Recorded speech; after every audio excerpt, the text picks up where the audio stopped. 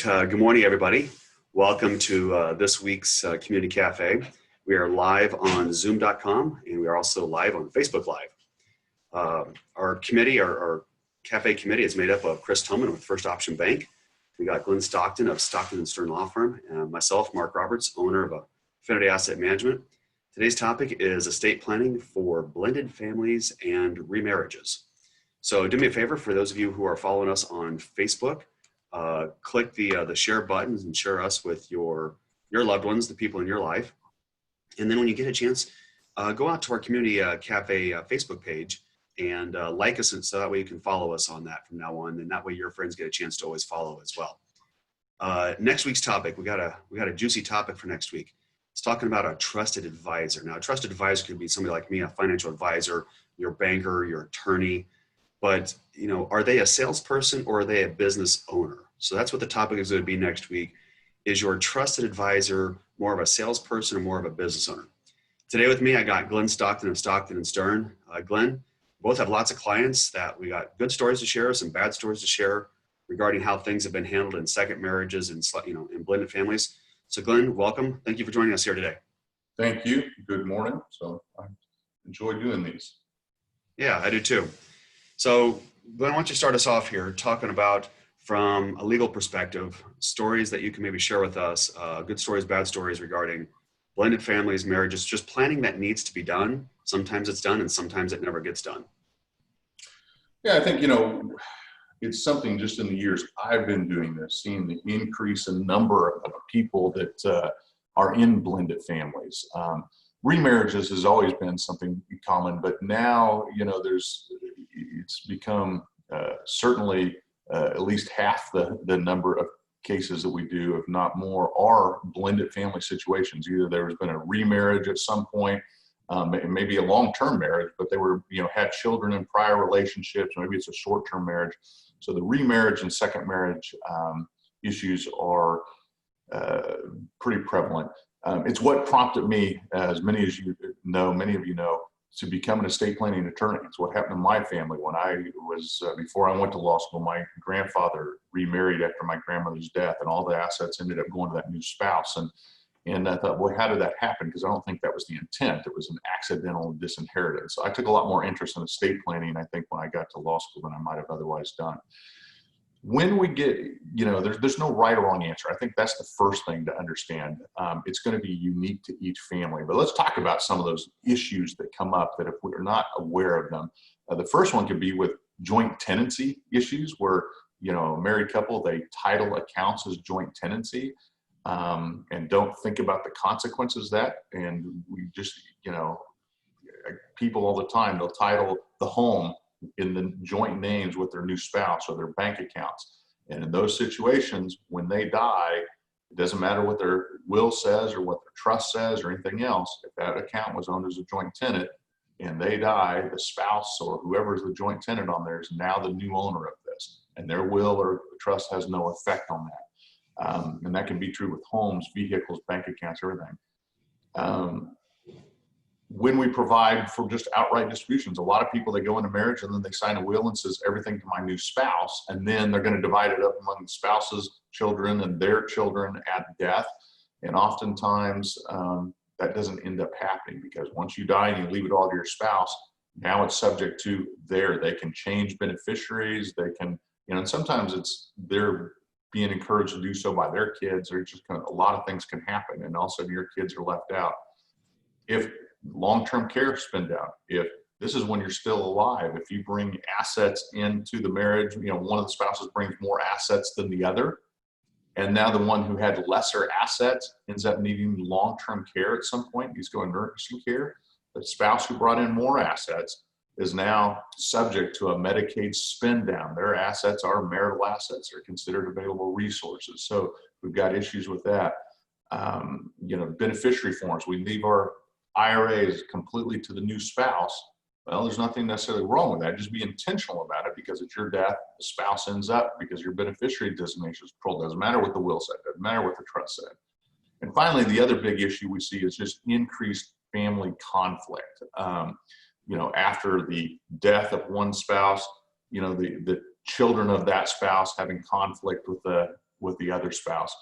And we see these all the time. So, a recent story that kind of included a lot of these things that went in that I was aware of. This mom had remarried.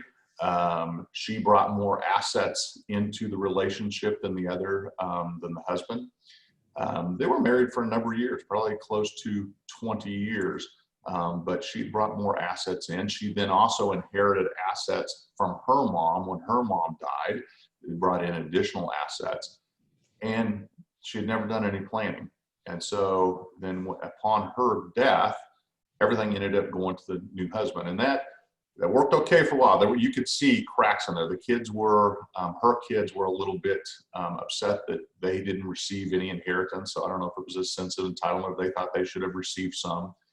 But then the new husband decided he was moving and brought in one of his children into the home. That child lived there for a while, then ended up taking a lot of the family belongings that had come down through the family with him when dad decided he was moving. And so his child ended up with a lot of the assets. He then took everything he wanted, and the mom who died, her kids were allowed to come in and pick over what was left before it went to sale. And at that point, there was a big family blow up. And so I heard all of this because I know this family to some extent, and it was just a sad thing to see. And it was because there was no planning, there was no communication. I don't know, it may have been, the mom's intent that, hey, it goes to my husband and what he does with it, I don't care. But probably at the minimum, what I tell people in long-term care, one, enter into prenuptial agreements, premarital agreements before you enter into the new marriage.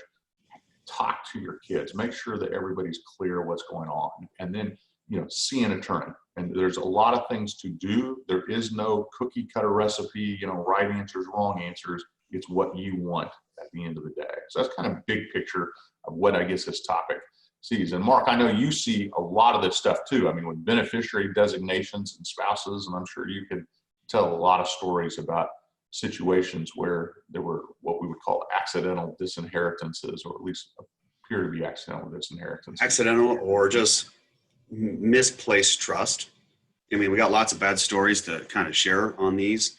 And when I say bad stories, it's always the same thing. It's one spouse's kids being cut out. I mean, that's really what it boils down to.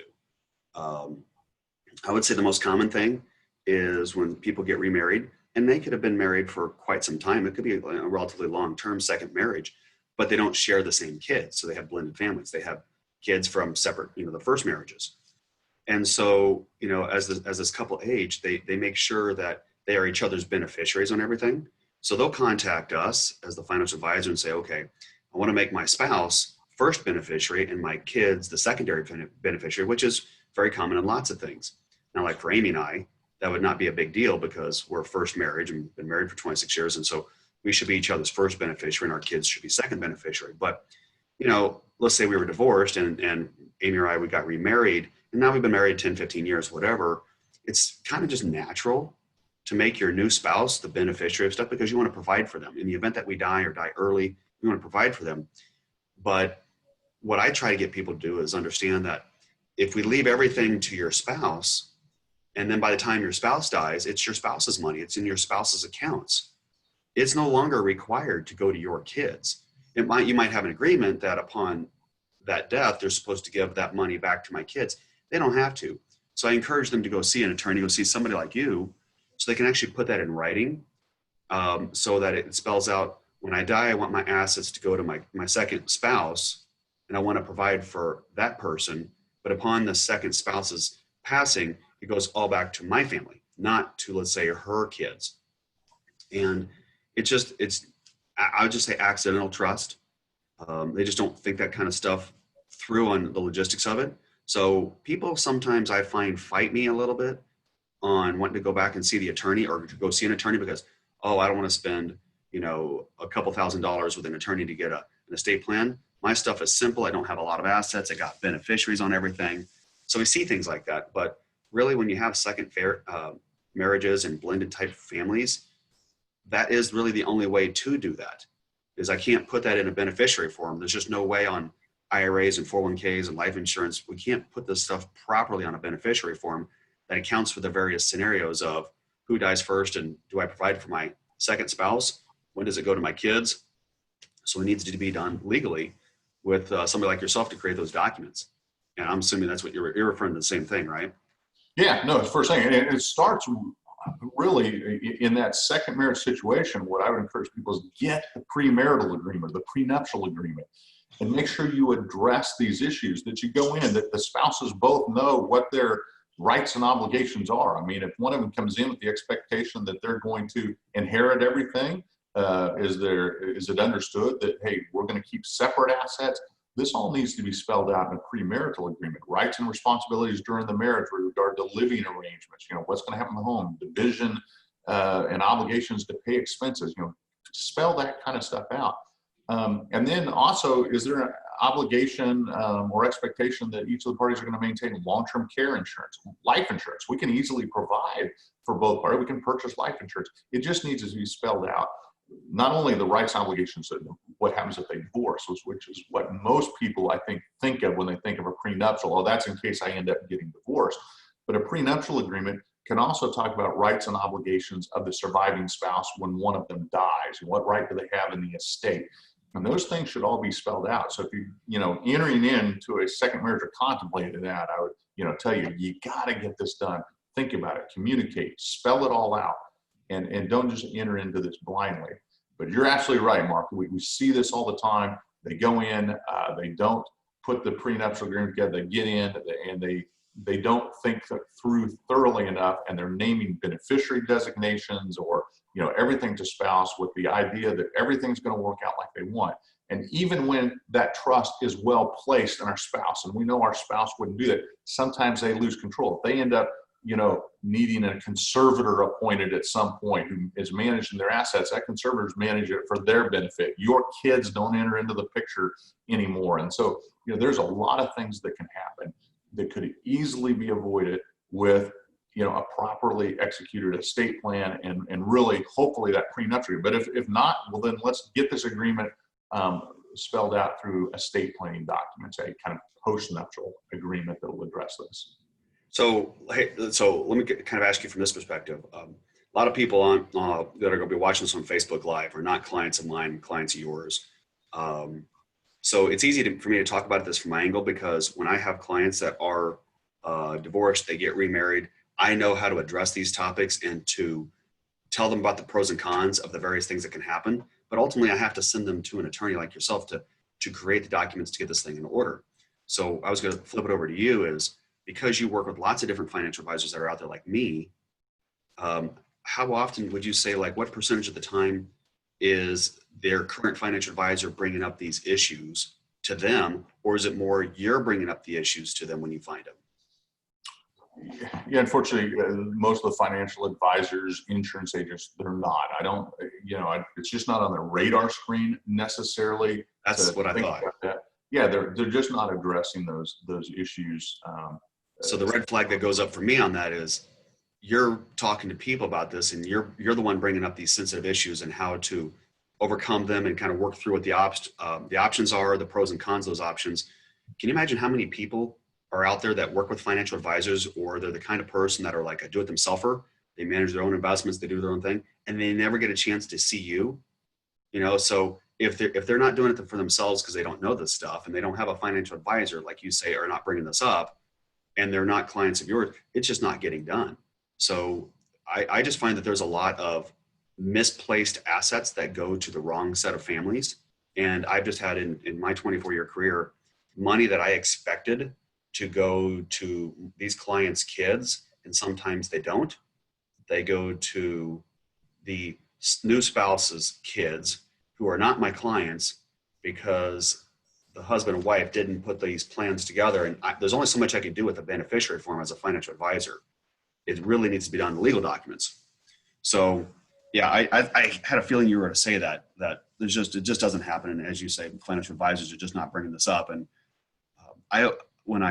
in my book, whenever I sign the inside cover of my book to folks, I always say that the biggest fear we all have is that we don't know what we don't know.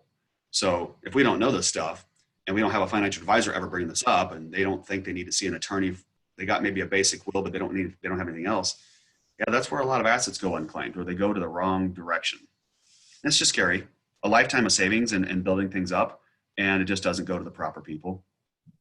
One of the things that there's conflict with these, especially we enter into the second marriage, and even where they've had these discussions, maybe entered into, pre-nuptial agreement beforehand. Over time, things change. Their feelings change to some extent. They want to make sure that their spouse is taken care of, and so with proper planning, we can make sure that we hit the goals, right? Whatever those goals are. And one that I'm working on currently is that situation. It's a fairly recent marriage. They were both married previously, both have kids, both own real estate, but one of them's, the real estate is out of state. And so that one spouse wants to make sure that if she dies first, her husband has a right to continue to live in the home. But she ultimately wants that home to go to her kids. And so, through trust planning in that situation, it's very easy with a trust to give a right of occupancy to that new spouse, that during his lifetime, he's got the right to continue to live in the home. But if he needs to go into nursing care, it's not subject to a Medicaid lien being thrown on that home and the state taking the home. If he dies and still living there, it doesn't end up going to his kids. It's owned by her trust, and he just has a right to occupy and live in it. And we can do the same things with making sure that there's money available, income that comes to help assist a spouse. But you've got to think about this stuff. And this really, I guess, fits well into next week's topic, Mark, that you introduced, where are you working with really trusted advisors, people who understand this stuff, are thinking about this stuff. And I think a lot of times there's just not incentive among those people to do so. But they're not saying you go to open your bank accounts. Your banker's not asking you, well, are you sure you want to put your new spouse on this account with you as an owner? Because here's the consequences. They're not telling you that. And your insurance advisor is not telling you that when you put it on your life insurance or whatever. Your financial advisor is not telling you when you stick them on your IRAs or different accounts. As a general rule, they're not telling you that. So work with advisors who understand this stuff and have your best interest and have those discussions. And as you said, sometimes they don't really want to have that discussion. That's fine. I just go into it. There's no right or wrong answer. Just go into this with your eyes wide open and understand what the consequences are if you don't do the planning. Keep it simple. That's my kind of thing on all the planning. Don't overcomplicate this stuff. Keep it simple. And if you want to make sure it goes to spouse, there's so many options. I mentioned earlier, purchase life insurance. Well, it really depends on age and that kind of stuff. And there's an expense. And health and cost and all those kind of things. But maybe that's the solution. There's no cookie cutter approach to it, as I've said several times now. And everybody's situation is different. The thing is, you have to just discuss it. What do you want? What would you prefer to want? If you could wave a magic wand upon your death, how do you want things handled? And okay, what do we got to do to put that into place? So Glenn, I was just thinking, as you were talking there just a minute ago, I just realized this, there's a lot of people that watch this on Facebook or on Zoom, and they're not in second marriages or blended family situations, but somebody who is. And so everybody who's watching this, do me a favor, please. I said it earlier, but I'm going to say, share this on your Facebook, and make a note when you share this. This is the content we're talking about, how to handle things upon second marriages and blended assets or blended families, because we all know tons of people out there who have been divorced and widowed and remarried and that sort of stuff. So please share that, because there's a lot of people out there that could, hopefully benefit from this. And I would always say questions like this, you need to direct this back to your financial advisor or your attorney. And if you don't have an advisor that you feel like you trust on this particular topic, then reach out and give me a call. You can reach out through me on Facebook. Go to our community cafe page, just look me up on my website, do the same thing. You talk to Glenn and reach out to him through his website or through community cafe. Reach out to either one of us. We're happy to help folks out there. So having shift gears in this, Glenn. So let's not talk about death for a minute. Let's talk about being alive. All right. So second marriage, blended families. I find that most of the time it works best to try to keep assets separate. Her assets, his assets. But there's always going to be some commingled assets that happened over time, like some bank accounts, the house, maybe certain investment accounts that are not retirement accounts. things that can start to be commingled. And I'd like to say, as a financial advisor, I think that's fine when things are discussed to have certain assets commingled, but it's also very fine to make sure other assets are kept separate.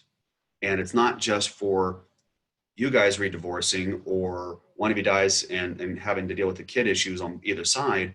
It's just there's other things that come up down the road. And it's always good to have the boundaries of who brought what into the marriage and keeping that separate. If you keep that stuff separate and not mingle it, it's going to be easier to identify it later down the road. And basically, we're just trying to protect all of your prior life's savings, all your prior life before this second marriage, everything that you've built and saved. We want to keep that stuff identified so that we can protect that and then protect your family to get that stuff. So Glenn, what's your thoughts and comments on, okay, it's not about death, now it's about being married, keeping things separate versus okay to maybe commingle certain things? I go back to, there's not a definite right or wrong answer. It's going to be specific on the desires of my clients, but it's just having the plan. So let's say we've commingled things or whatever. That's okay. We can easily set this. And this is something I talk to every client I have when we do estate planning, is what happens, because as you talked about, well, what happens, you got a long-term marriage and the people that have divorced. But what happens for many people who they're never going to divorce, or the marriage is solid. When one spouse dies, if we look at the statistics of the number of people who remarry after the death of a first spouse, especially men, but women remarry at a pretty high rate too.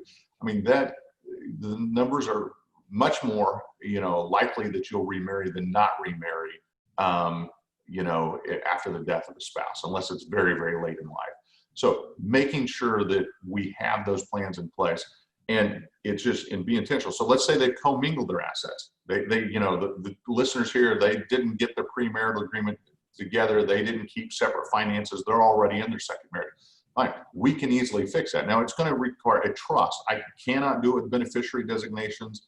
Well, not necessarily true. We can divide things out now, but as a general rule, with beneficiaries, it becomes a nightmare. So it really needs to be done on a trust. Yeah, well, I mean, there are times where, where that can still work, but most of the time we're looking at trust, and we can say, look, everything's joint property during the marriage, but as soon as one of these spouses dies, that's when we're going to divide. We're going into the division, and we're going to create the family trust. Maybe have half the assets go there, half the assets go to the survivor trust for the surviving spouse, and we can set all that up.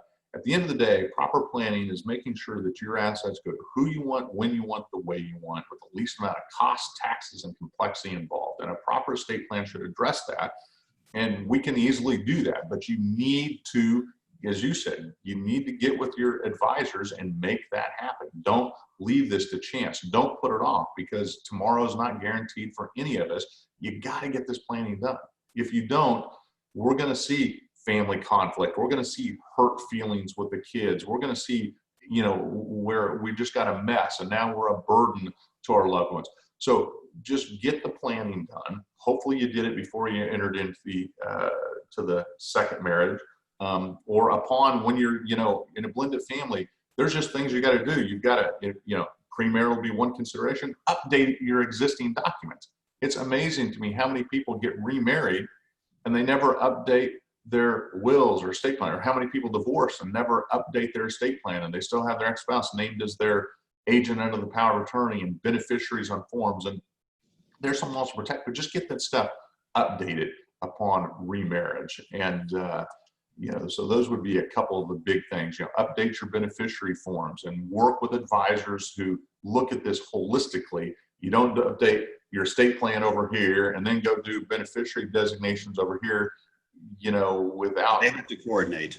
Yeah. And I think that has to coordinate. And I think people, if I can give some advice on this, don't just trust your advisor, your financial advisor, in the sense of, okay, I'm going to update the beneficiaries.